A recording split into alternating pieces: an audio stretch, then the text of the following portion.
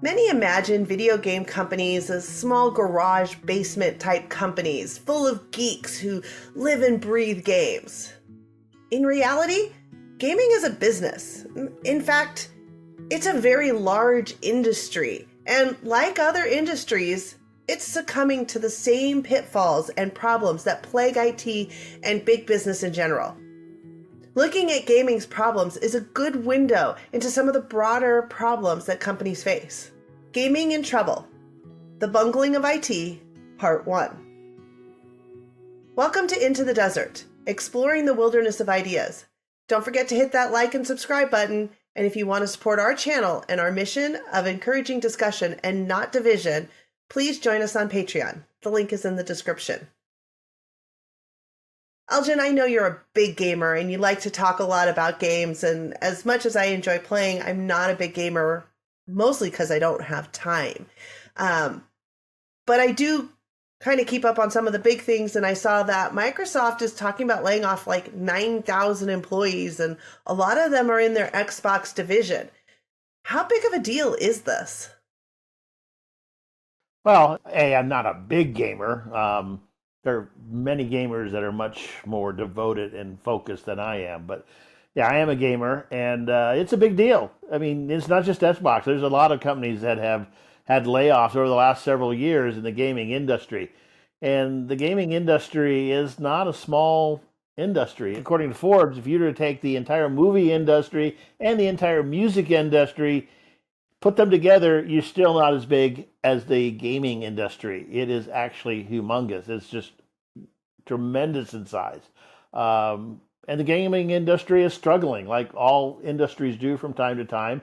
And like I said, it's not limited to Xbox, and it's in many respects, it's not too surprising because the problems they're having are the same problems that a lot of other companies are having trying to manage this new thing called IT, because IT's only been around in my lifetime. I started out in the early days of IT, and I was lucky enough to finish my career You in mean back when IT. dinosaurs roamed the planet? Not quite that far back, close, but not quite. Um, but yeah, it's been along. I mean, when I went to college, we actually had to connect to a computer across town because our college couldn't afford their own computer for running BASIC, and our connection speed was really fast. It was 9600 baud, which today, we're talking billions of bits per second. We were happy with 9600. So it's quite a while back, but it's grown. And with those growth of that industry, like all industries, it has growing pains, and you're seeing that right now in gaming. Part of the problem is that there are some things unique to gaming that they put in. They were basically putting in a lot of mechanics to generate money rather than to generate gameplay. Things like loot boxes, which were basically introducing gambling into gaming. So rather than going and buy the game and go home and play it, which is what the kind of old model was, they tried a whole bunch of new things just to get you to buy the game and then get you to give them money over and over later on. Things like loot boxes, things like pay to play, where you unlocked parts of the game if you paid additional money, or if you were got a better weapon or better armor, so you could actually defeat other players if you wanted to buy it separately, and that's called pay to play. Or they would do other factors like release games that were not quite finished yet, and then get money, and then they sell it again. They were putting on server-based games, which were required you to log on to a server. You couldn't just buy the game and play it. You had to log on to a server, and then they could track what you were doing while you're playing. And if the server went down, you couldn't play. So things that benefited the company but didn't benefit the players themselves, and the players got very upset with that. Basically, their problem was they were focusing on profit, not on their customers. And a total focus on profit is always a problem. Yeah, but that's not unique to gaming. I mean, No. pretty much every industry well, not every industry, but at least from a big business perspective, it seems like all they care about is the profit. And it's not really about the customer anymore. It's about that profit, that bottom line. Yeah, but this is what I call the business paradox, which because the purpose of any business is to make money. If you don't make money, you don't stay in business. But any business that focuses on profit solely will go out of business because nobody likes to go to a company whose main purpose is for them to take your money. They're trying to provide you a service. They have to compete for the customer. And it's that paradox that money is why they're there, but they get the money by focusing and servicing the customer needs. That is the business paradox that companies lose sight of it, and then they have troubles. And there's all of that. I mean, we all have an example of a company that we hate doing business with, but we have to. And we hate doing business because we feel like we're a number. We feel like we're not valued to them. Yeah, you see this with consolidations, where I remember back in the '90s, I really struggled to find a good bank. I find a bank, I liked the bank, they were doing things, they made it easy for me, and then some big bank would come in and buy them out. And I didn't like the way the big bank did it, so I moved to another bank. And then they would get bought out, and I moved to another bank. Literally, I went through 3 or 4 banks trying to find banks that would actually do what I want. And I was happy with the smaller ones, but the more happy I was, the more likely they get bought out by a big one. You see this in a lot of industries where companies grow not because they provide a better service, they grow because they're big enough to buy the companies that are successful. And I think that's anti-capitalistic because the whole purpose of capitalism, as we did in one of our videos, is capitalism is choice and competition. And the more choice and the more competition, the more capitalism. And when you have these big corporations that are buying things out, they're actually removing choice from the customer and diminishing competition. That is not capitalism. Yeah. And, from a tech side, a lot of this is focused around the bank, the financial, the insurance industries. And it started with the banks, exactly what you're talking about, this buying up the smaller banks because we can offer the better services. We have a larger footprint so we can do more for you. And then it moved on to the credit unions. And I used to actually work for a credit union administration company. And one of the biggest issues was there used to be hundreds of thousands of credit unions. And now we're down to like 5,000 and then 3,000. They keep getting smaller because these small mom and pop credit unions can't keep up with the technology. So they're being bought out by larger credit unions. So you have these monstrous credit unions, and it's not here's the credit union for teachers and here's the credit union for the steel workers. It's here's a credit union and anybody can join it, but we're now being bought out by bigger credit unions and bigger credit unions. And then fintech is the same thing. And a lot of this is a financial technology companies that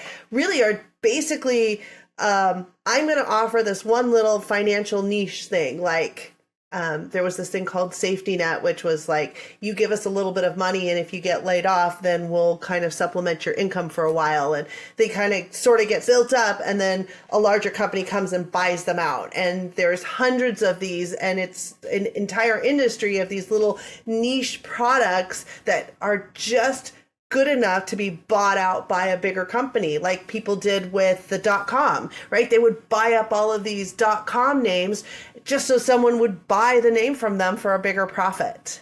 And now we're even seeing this in the insurance side of things. So there was an article the other day that Delta Dental is buying out dentist offices. And so they're going to be doing the, patient care all the way through the insurance administration. So we're creating now larger and larger companies that are doing everything, and there's no accountability now. There's nobody saying, hey, wait, are you doing this for profit or are you doing this for me? Do I need the root canal? Do I need, this financial product? These are the problems of consolidation because bigger is not necessarily better. I mean, obviously, if you're the CEO, it's better because you get to run a bigger company.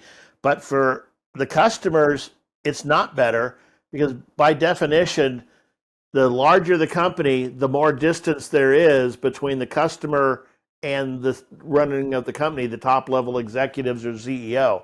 And so you get these really, really large companies, They have no idea what their customers actually want, except through maybe by buying surveys or something like that. That's not the same level of customer service, which is why I kept looking for banks, because the big banks would buy out the small banks thinking they were, look at these people, they're attracting all this business. But what they did is they changed the business model to the one that I had already rejected. So you see this in the gaming as well. They're consolidating a lot. They're buying out all these studios and forming one big, large conglomeration of work. But then what do? They start getting rid of a lot of studios. So you see, not only is Xbox laying off 9,000 people, but they're also closing a whole bunch of studios. This is the net effect of consolidation, because how can you compete with yourself? So you have all these different studios, how do you compete? And you don't have they think, oh, this is capitalism action. No, it's not, because capitalism is choice and competition. If you're reducing choice and reducing competition, you're not expanding capitalism. You're reducing capitalism. Gaming in Trouble: The Bungling of IT, Part 2. The reason consolidation is a problem is that it creates a barrier between upper management and the customer, and the bigger the consolidation, the more distant that barrier is, the more distant the customer is. You have also lack of understanding of IT, what's actually going on by upper management, and a lack of industry experience to some extent. These stem from a lot of bad decisions, which are ultimately driven by a lack of information. To make a good decision, a CEO needs good information. But because of the consolidation, they are so far removed from the front lines of the businesses, they often don't have that information. And they end up with only focusing on costs. And costs are a problem. You can get higher profits, but if you end up cutting your customer service, that ends up as a problem. And we see this largely in the IT industry, because for decades now, there have been a drive to lower developer costs. And you see this. I was in a meeting once with a CEO of a business, and they needed a new engineer. The CEO said, we need a new engineer, but I don't want to consider U.S. developers. I only want H-1B visa people because they're a lot cheaper. Well, they're not supposed to be, but in those days they actually were. But that causes a lot of problems. Yeah, there's a lot of noise about how the STEM industry is this growing industry, and that we need to be teaching STEM to our children. And my kids in summer school have STEM classes so that they can learn about programming and gaming and computers. And on some senses, I think that's good. It's helping them understand a little bit about computers. Cal State San Bernardino just received $85,000 in grants to help fund 30 some scholarships for STEM. The whole STEM thing has always been sort of a pet peeve of mine, because I have been in the industry from the 1980s forward. I've heard all the complaints and all the need for STEM, and we have to go out and get the H-1B visa because we don't produce enough STEM. Part of that is just a myth. According to the federal government, from 2012 to 2023, we created 6.6 million new STEM graduates. So people out there with STEM degrees ready to create jobs. Over the same period, we created 5.4 million new STEM jobs. So we created an excess of 1.2 million degrees in STEM. And yet we claim we need H-1B visas. The other stat I recently saw was that 1/3 of native-born Americans with undergraduate STEM degrees actually work in STEM. So we're producing a lot of people going through college, spending a lot of money to get STEM degrees, and then you have people in business saying, I don't want to hire Americans with STEM degrees. I want H-1B visa people. I'm one of the statistics. I got a degree in STEM. I started working, and due to many factors, I don't work in STEM anymore. IT is kind of seen as a job for young adults, and technology is constantly changing, and employers want to hire people who are up to date on the latest technologies, and I just got too expensive. Well, there's part of that. I've seen lots of companies come in and say they want somebody with 10 years of experience in a technology that's only been out 2 or 3 years. So they just know, they know the buzzword. They know this is the new thing that they want, and they don't consider whether someone with a proven track record of learning technology can learn a new technology. They want someone with lots of experience.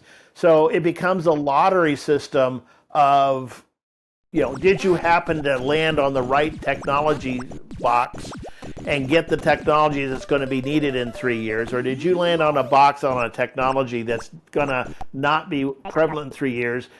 Which actually in any other industry, it wouldn't be a big deal. They just learn the new technology because they've shown that they could do that.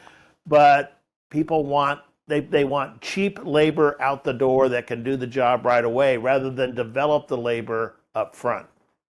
Well, and CEOs love buzzwords, right? Yeah. That's the one thing I've seen consistently in my career is it's all about the buzzwords, right? And, cloud computing and lean technology, and the list can go on and on and on. And I could be here an entire video of the buzzwords. And that focus is very highly on the IT side of things because, these young developers always want to do something new and on bleeding edge stuff. And there are reasons that things are done the way they are, and they may not be pretty and they may not be perfect, but it is not clean cut. The world is not as pretty as you get into a classroom. And those of us who have gone through schooling and then gone to the real world know that most of what you do in school is enough to pass the test, because when you get into the real world, you might take a little bit here and a little bit there, but most of what you're doing is nothing you can learn in school. You literally cannot learn what you need in school because life is too complicated. Business is too complicated. And the bigger the business, the more complicated it is. And taking something that was developed, let's say even 5 years ago, and upgrading it to a new version can take months, if not years. This is the sort of knowledge you get as a more seasoned developer, is you get an idea of how to judge the various technologies and the various options. And younger engineers, they're like CEOs. They like buzzwords. They want the latest, newest, biggest thing. This was a real problem around 2015, 2016, 2017, where they were coming out with new technologies so frequently that there was actually this phrase called JavaScript fatigue. And it was built on the fact that I read an article once, it was almost a parody, except everything mentioned was true, where guy comes to an IT person and says, I want to put a table of data up on a web page. It was like, oh yeah, it's simple. Well, to do that, you just do this. But then he started going, well, if you're going to do that, you need to have this, and then you need to have that. And it went for like 2 or 3 pages of all this stuff. And I found it humorous because, you know what? I'd actually been in that type of conversation where I asked a developer just to do something quick. And next thing you know, we had 10 or 15 new different technologies, and they spent all the time just trying to get them to play together nicely. And then suddenly a new technology would come out, and the biggest thing was, well, how do we get this new technology to play with this other group of other technologies? There's a bleeding edge of technology, and it's called that for a reason, because if you're on the bleeding edge, you're getting yourself cut up. Whereas if you take back a step, you can get the job done and it works and it won't have problems, as opposed to the scaffolding of various technologies that have to all play nicely, and then one of them gets updated and the whole thing breaks. Well, yeah, and there's also this idea of there's what the customer asks for, there's what the customer thinks they want or thinks they ask for, and it's what the customer actually needs. And they're not the same thing. And until you've dealt with that, until you've had to, well, you asked for this, well, that's not what I meant. You have to learn how to interpret. And just because they want A to equal B doesn't mean A equals B. And you sometimes have to say, this is good enough. Yeah, you need someone to translate technology to the business. I mean, they are different worlds. It's one of the reasons, by the way, that Agile has been so successful and is such a great way of doing things, is because Agile gets things in front of the customer, because the customer, quite frankly, doesn't know what they want, and they're not going to know what they want until they see it. So the sooner you can get something in front of the customer and get that feedback, the better the result will be. And Agile is built to handle that. Most things in technology are a great 80 to 90% solution. A lot of junior developers simply do not understand the trade-offs. They also don't understand a lot of what the technologies are doing. So for example, I was called back once because a piece of software I had worked on developed a security problem. It was not handling security any longer. And they called me back, and I'm looking at the code and I see they had commented out a section of what I had written. Okay, I asked them, well, why was this commented out? And he said, well, the other developer didn't know what it did, so he just commented it out. What that piece of code did was turn the security on. So when he commented it out, not knowing what it did, he turned off security. Yeah, that's the problem you get when you have code written by junior developers or modified or managed by junior developers that don't really understand what it's doing. There's also a problem with senior management. They also don't understand IT, and therefore they have a hard time managing the developers underneath them. Yeah. One of my jobs I was hired for, I went in first day of work and I'm meeting with my manager, getting expectations set. And she's like, really don't know what your job is. I just know we need help with technology. And so I need you to help us with technology. Like, yeah, you see that with a lot of the cost saving modes now. One of the trends is to go through and get rid of middle management. Upper management somehow always thinks they're vital and necessary. And of course, the frontline workers are necessary. But that middle management part, well, we don't need middle management. What do they do anyway? And so they get rid of middle management, not realizing that that's the communication funnel up and down. The purpose of middle management is to take what the execs do and send it down, and take what the employees' information and send it up. Yeah. Well, and in my career, I have 3 times been promoted up to management during a restructure when they said, okay, we changed how we're going to work and we need these tiers and we're going to have this be nice and clean. And so I got promoted up to middle management. And then a year or 2 later, we're cutting costs, layoff. They want to cut you out because employees are the most expensive resource of any company. Yeah, and particularly your employees who have been around a lot. When you get rid of your upper level, quote, costly employees, you're also getting rid of your employees that have the most industry experience, the most direct experience with how things run.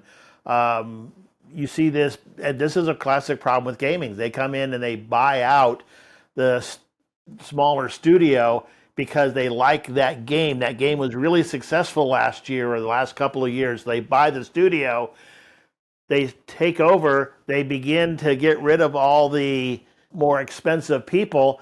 And some of the people that leave are the people who actually know how to make that game and know why that game was successful. They lose that expertise. They then publish the game in its new format, and for some reason, nobody likes it. And I think that is a universal problem. You know, you have people who understand why things are the way they are. One of the biggest things that I would do when I started any job is I would try to figure out the landscape, right? I want to know who are the people, what is the process, why is the process the way it is? Why are we doing things this way? Either one, I find out that okay, we're doing things for the wrong reason. There's the old story of you have this daughter who's watching her mom cook a ham. She always cuts the bottom off of the ham and puts it in the oven. And she's like, Mom, why are you cutting the bottom off the ham? And she's like, I don't know. Your grandmother always did it. Why don't you go ask her? So the little girl goes to her grandmother and says, Grandma, why has Mom always cut the bottom off the ham? And the grandma's like, I don't know why your mom did it. I always did it because it didn't fit in the oven otherwise.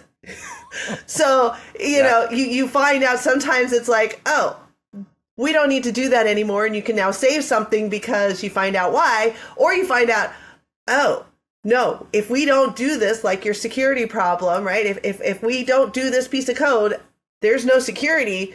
Okay, good. I'll remember that. I'm going to make sure we always do that. And so it's really important to know why you're doing things so you know what's important and what's not. Yeah. And when you have consolidation, then you get these offshore people who literally are told not to go into that level of detail. I've worked with so many offshore employees, and there's good and bad to all of them. But one of the consistent things I've seen is they're not allowed to ask why. They're just, this is what you want me to do, and I'm just going to do it kind of like a copy machine. You put the copy in and it puts exactly what you sent it back out. And if there's a mistake, garbage in, garbage out.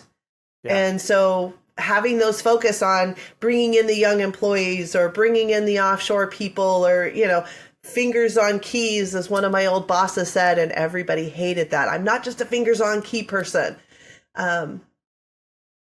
It's not better. Bigger is not better. No, and in a lot of industries, you had this concept of developing your employees. A master machinist and an apprentice are seen as two different employees, two different skill levels.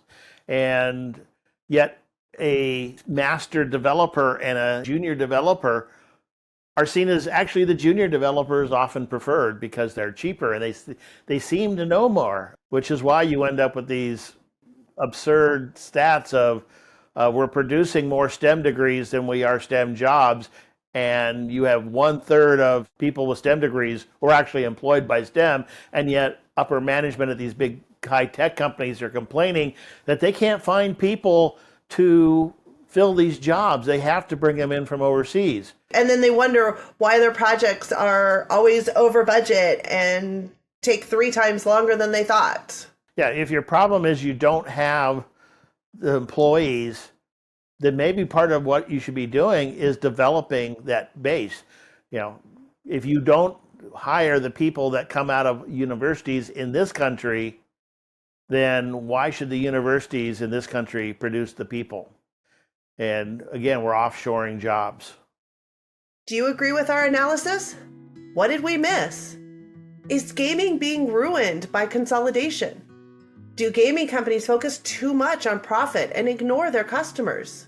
Are these problems limited to gaming, IT, or business in general? Have you had similar experiences in your career? Are you in the 2/3 of people with a STEM degree that is not working in STEM? Tell us your story. We'd love to read your comments and reply to many. And if you've made it this far in the video, please consider watching one of our other videos and supporting our channel on Patreon. Thank you again for watching Into the Desert, exploring the wilderness of ideas.